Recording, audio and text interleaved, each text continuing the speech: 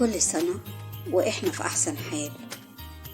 وقبل ما السنة تخلص أحب أقول للي أذانا شكرا، عشان عدينا بسببك من أصعب الأوقات، وبرغم النكد والتعب اللي كان جوانا كنا بنقعد نضحك بالساعات. السنة الجديدة جت، والمرة دي هنتغير بجد.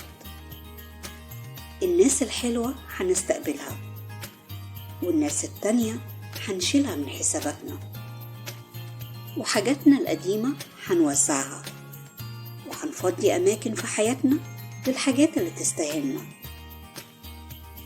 هنحتفل بإنجازاتنا حتى لو كانت صغيرة، وهننسى الحاجات اللي ضايقتنا. هننظف بيتنا وحياتنا من اللي مش عايزينه يأثر على طاقتنا. هنهدي كلامنا وحركتنا، ومش هنعمل حاجة بسرعة، وهنتمتع بكل لحظة. هنقول لأ لو حاجة مش مناسبة، وهنقول مع السلامة للي نفسه يمشي، وهنقول اللي ضايقنا إنه ضايقنا، ولو مش عاجبه دي مشكلته مش مشكلتنا.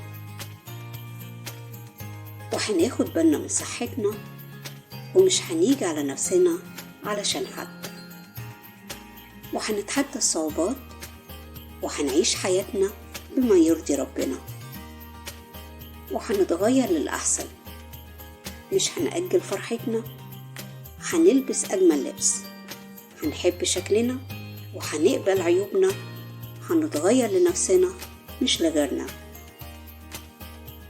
ولو ليا حق اني اتمنى حاجة جديدة، فانا هتمنى ان ربنا يبعد عني اي شخص ممكن يأذيني، وان ربنا ما يجمعنيش بناس تسرق مني سلامي النفسي وتفقدني براءتي وعفويتي. بتمنى ان ربنا يحبني ويقرب مني الناس اللي بتحبني بجد وبتحب وجودي معاها.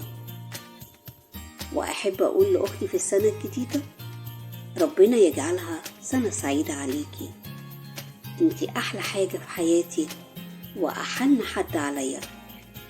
انتي أقرب إلى قلبي. بشكرك على كل لحظة كنت فيها معايا.